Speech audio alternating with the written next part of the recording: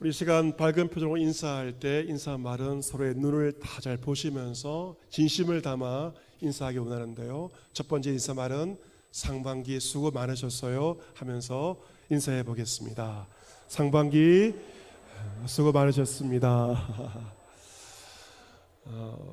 두 번째는 눈도 맞추면서 이제 모션이 있습니다. 모션이 있는데 두 번째 인사말은 하반기 파이팅입니다 하면서 인사해 보겠습니다. 하반기 파이팅입니다. 오늘 맥주 감사 주일입니다. 맥주절은 6월절 초막절과 함께 이스라엘 백성들이 반드시 지키는 명절 3대 명절이었습니다. 맥주절 어떤 절기인가? 광야에서 하나님께서 만나를 먹고 살던 이스라엘 민족이 가나안 땅에 가게 되었습니다. 약속의 땅에 가게 되어서 농사를 짓고 수확한 첫 곡식을 하나님께 드린 절기가 바로 맥주절이었습니다. 그 농사를 통해서 처음으로 열매를 얻고 감격으로 하나님께 예배를 드린 것입니다. 그래서 이 맥주절은 농사의 한 해 농사의 첫 열매를 바치는 절기이기 때문에 또 다른 성경을 보시면 초실절, 한문으로 초실절이라고도 불려지게 되었습니다. 이 맥주절은 한국교회에서 상반기 수확한 농산물에 대한 감사의 절기로 맥주절을 오랫동안 지켜왔습니다. 춘궁기를 지내다가 햇보리를 처수확하고 얼마나 감사했겠습니까? 그 어려웠을 때 감사의 마음을 가지고 맥주 감사절을 지키게 되었던 것이죠. 올해는 가뭄이 참 심하여서 여러 농사가 참 쉽지 않았다고 합니다. 우리 교회 두동 주말 농장도 올 봄에 농사를 짓게 되었습니다. 한 권사님께서 주말 농사를 지으시고 첫 열매 오이와 호박 첫 열매를 거두어서 저희 가정에 주셔서 그 첫 열매를 함께 나누게 되었습니다. 우리 부목사님 처가집도 영천에서 과일 농사를 짓고 있습니다. 이 복숭아 첫 열매를 거두었다고 가져와서 함께 첫 열매를 나누기도 했습니다. 오늘 기도하신 우리 배장로님도 올해 양봉 농사를 새롭게 시작하셨다고 합니다. 벌꿀 농사를 처음 시작하셨는데 처음 딴 또 벌꿀을 가져오셔서 좋은 영양가 있는 그 벌꿀을 함께 나누기도 하였습니다. 여러분, 텃밭을 가꾸든 벌꿀을 하든 직업으로 농사를 짓든지 간에 농사를 짓는 것이란 결코 쉬운 일이 아닙니다. 가장 수고로운 일입니다. 풀을 뽑고 물을 주는 것이 얼마나 어려운 일입니까? 특히 가뭄 때.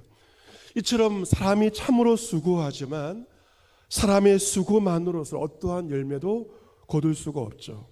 햇빛을 주시고 단비를 주신 하나님의 은혜로 저마다의 열매를 거두기 때문에 그 어떤 농사를 짓든지 첫 수확을 하면서 먼저 하나님의 은혜에 감사하는 것은 너무나도 당연한 일이죠.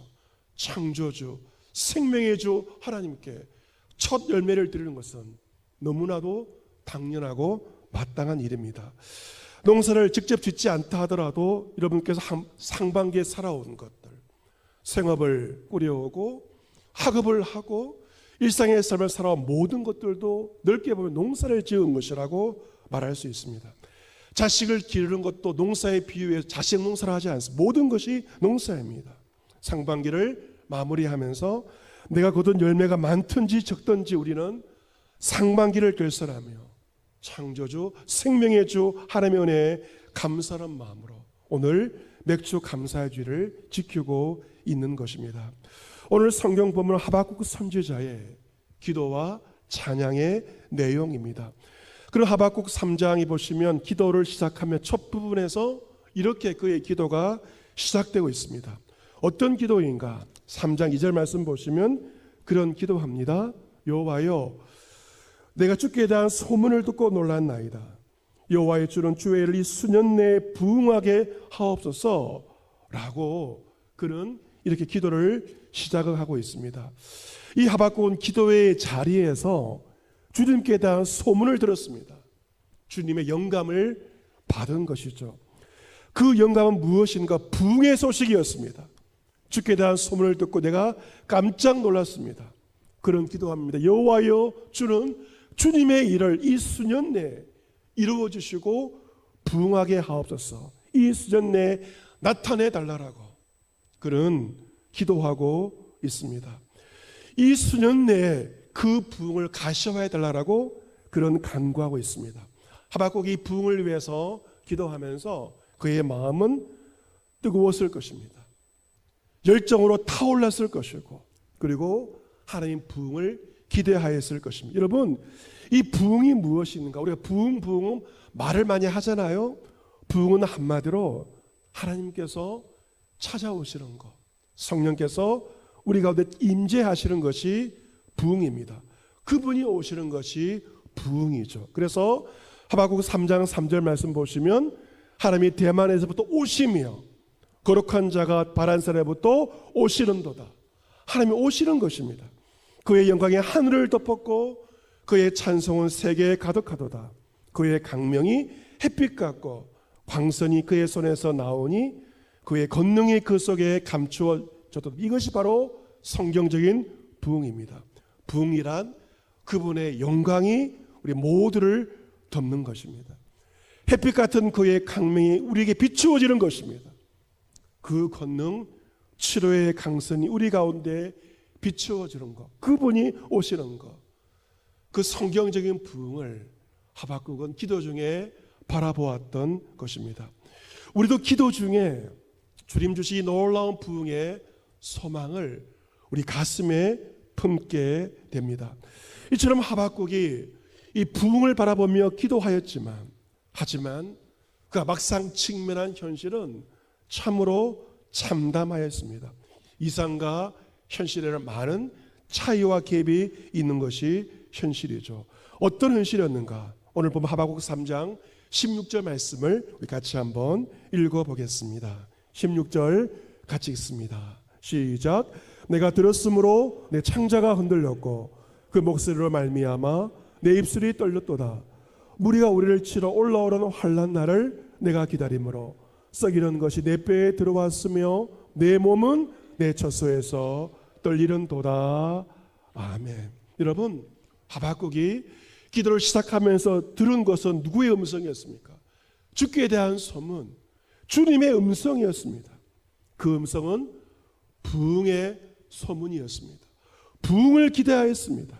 하지만 그는 두 번째로 부응말을 듣습니다. 무엇을 들었습니까? 바로 세상의 소리, 세상의 소문을 들은 것입니다. 어떤 소문이었는가? 전쟁의 소문이었습니다. 바벨론 군대가 유다를 공격한다는 전쟁의 소문을 그의 귀로 듣게 되었습니다. 이 전쟁이 임박하였다는 소식을 들었을 때 그의 창자가 흔들렸습니다. 그 당시 유대 백성들은 이 창자를 사람이 감정이 모여있는 곳으로 여겼습니다. 이 창자란 사람의 감정이 모여있는 곳이고 더 나아가 인간의 존재를 가리키는 곳입니다. 창자가 흔들렸다.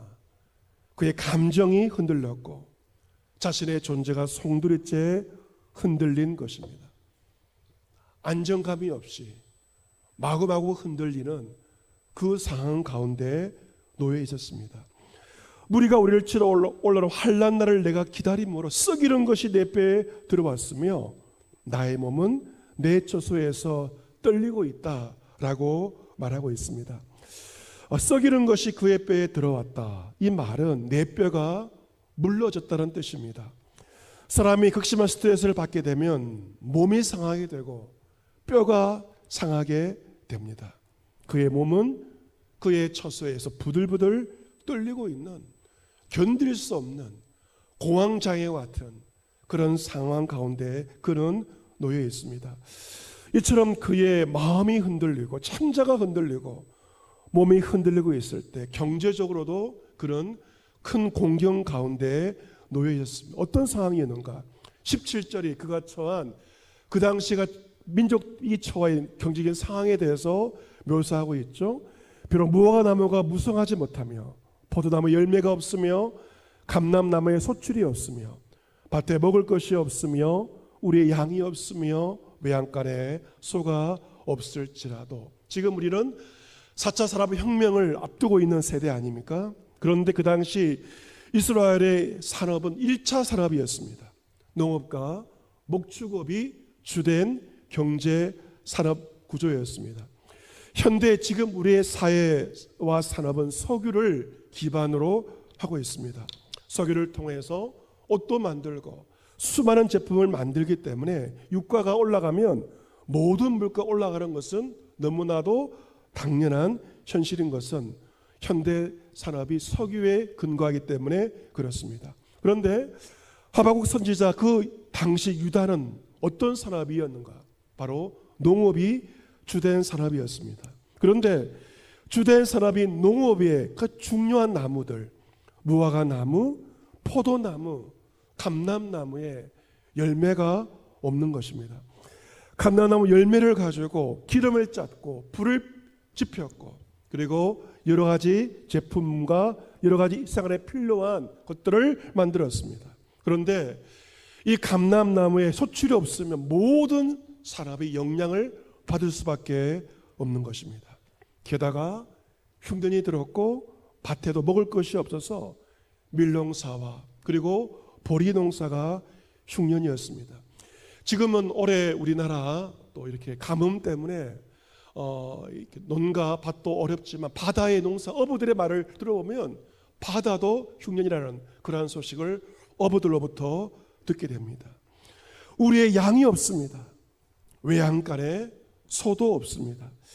있는 것이라고는 하나도 없죠. 모든 것이 없고 경제 활동이 모두 황폐해진, 쉽게 말하면 경제가 폭망해버린 현실입니다.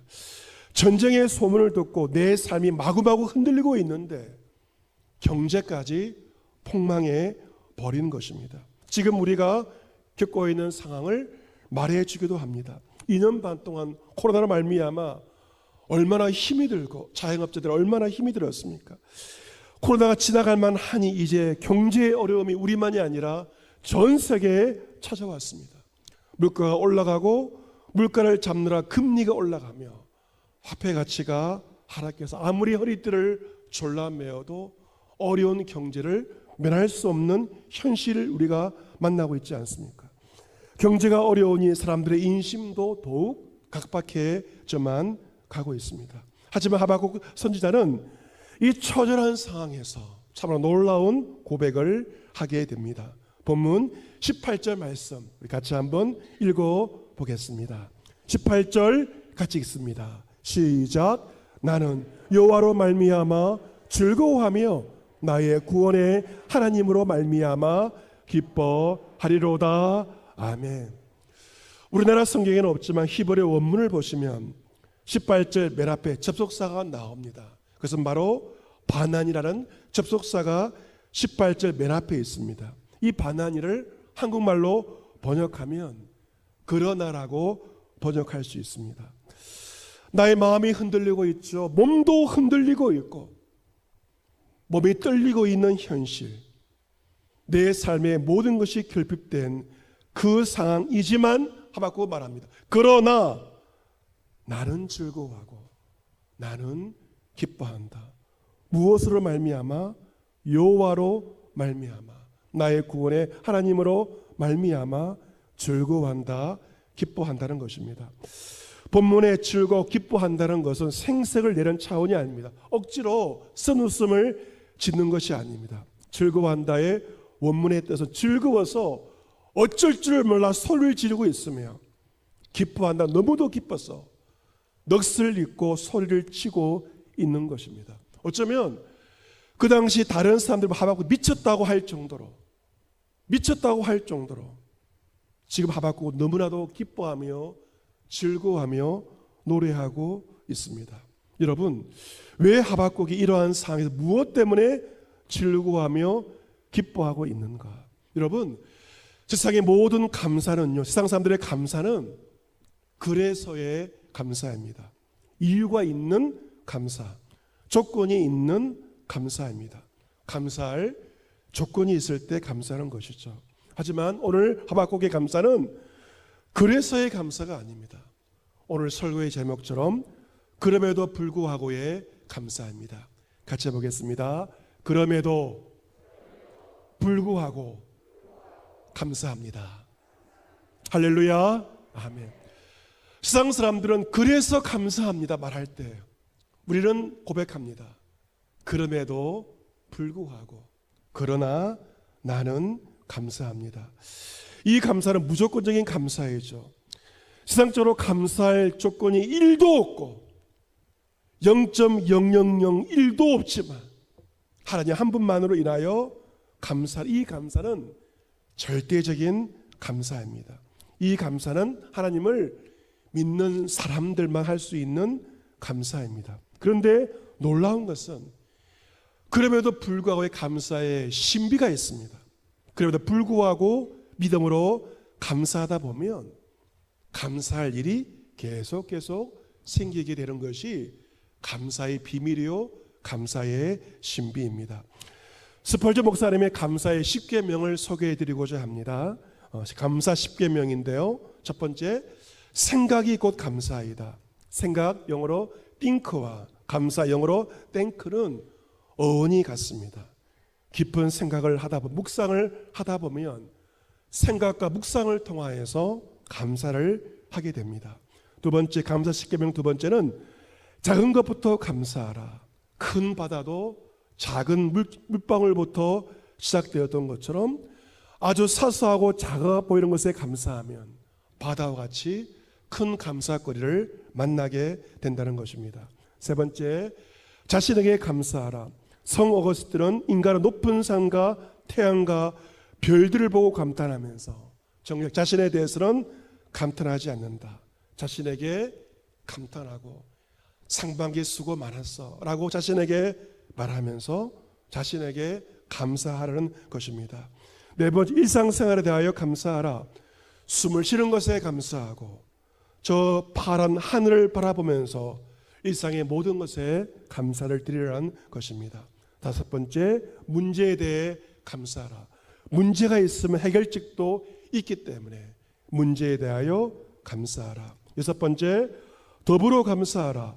장작은 함께 쌓여있을 때 더 잘 타는 법인 것처럼 누군가와 함께 감사를 나누면 더 많은 감사를 하게 됩니다.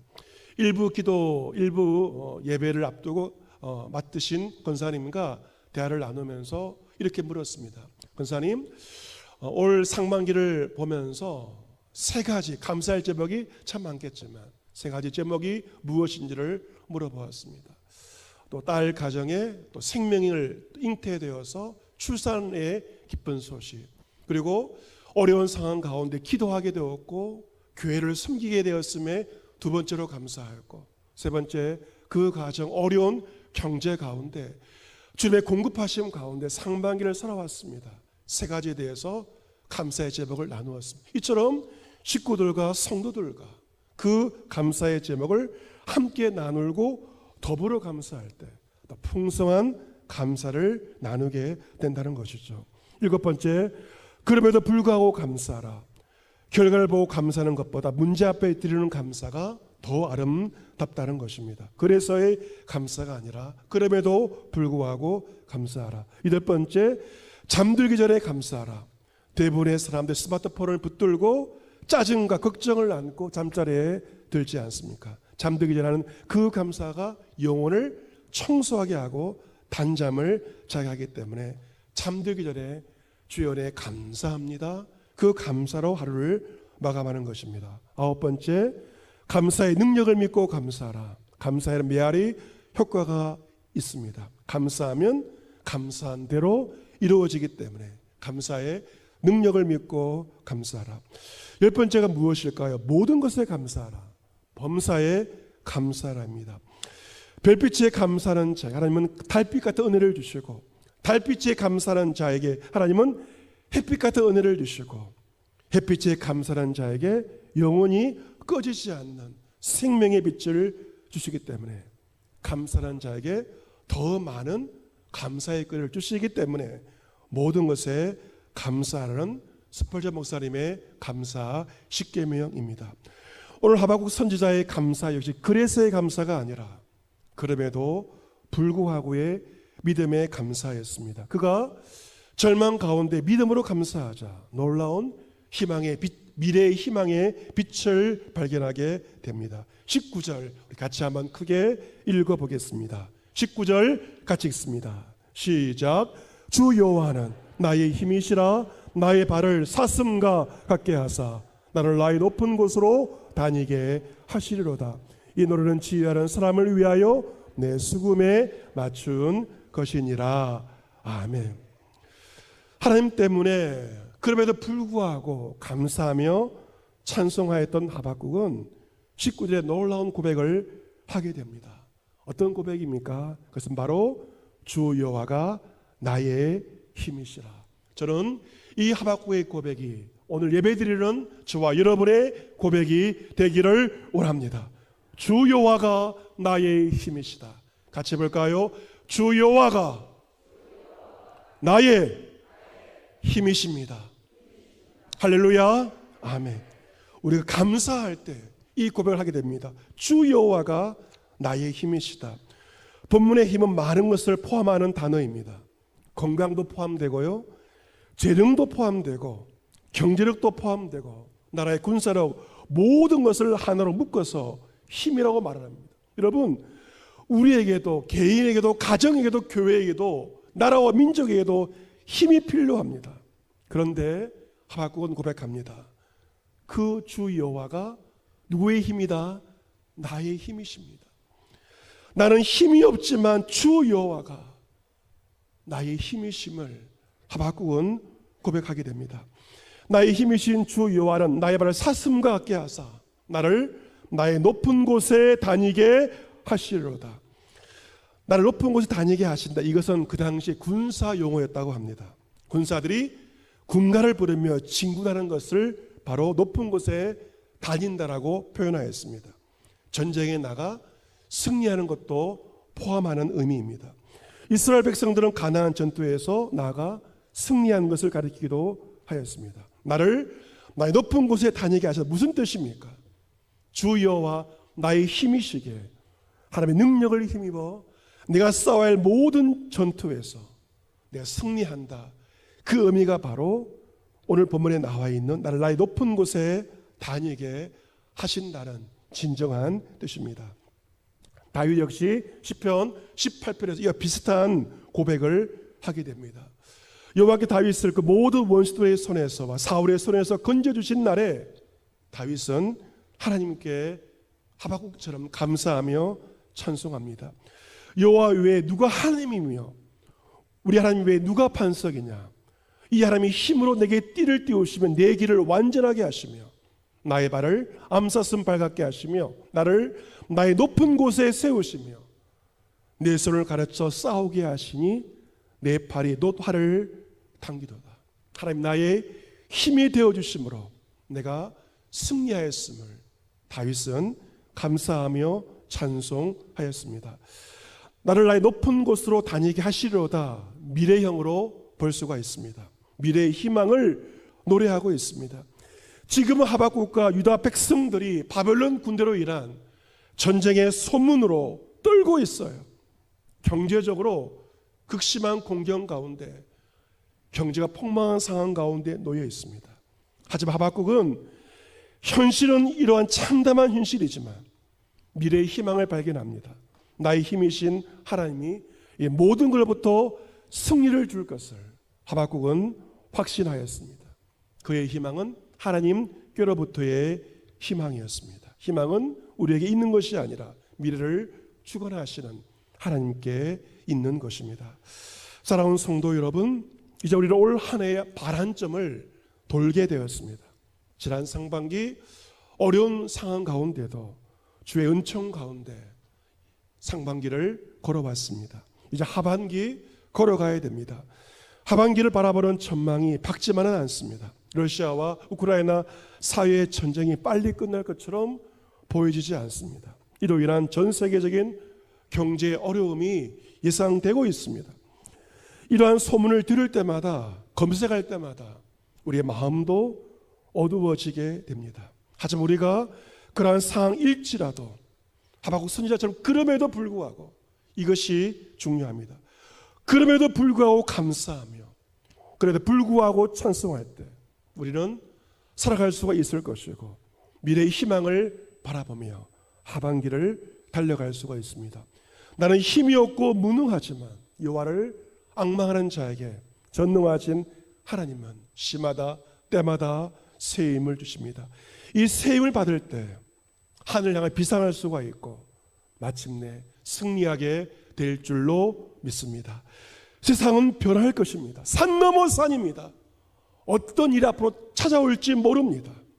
그러나 변하는 상황이 아니라 변하지 않는 하나님, 이 모든 것을 주관하시는 전능하신 하나님을 바라보시기를 바랍니다. 내가 그 어떤 상황 가운데도 그럼에도 불구하고 감사하며 찬송하시기를 바랍니다. 우리의 힘과 능력은 이 감사요, 이 찬송이 우리의 힘이며 우리의 능력입니다. 이제 우리가 맥주 감사주의를 보내면서 하반기 믿음의 경주를 지금부터 달려갑니다. 감사와 찬송으로, 믿음으로 넉넉히 승리하여 하나님의 부흥을 경험할 수 있는 여러분과 여러분의 가정과 그리스도의 몸된 주담교회와 울산의 교회들과 조국 대한민국이 될 수 있기를 주 예수 그리스도의 이름으로 축복합니다. 아멘.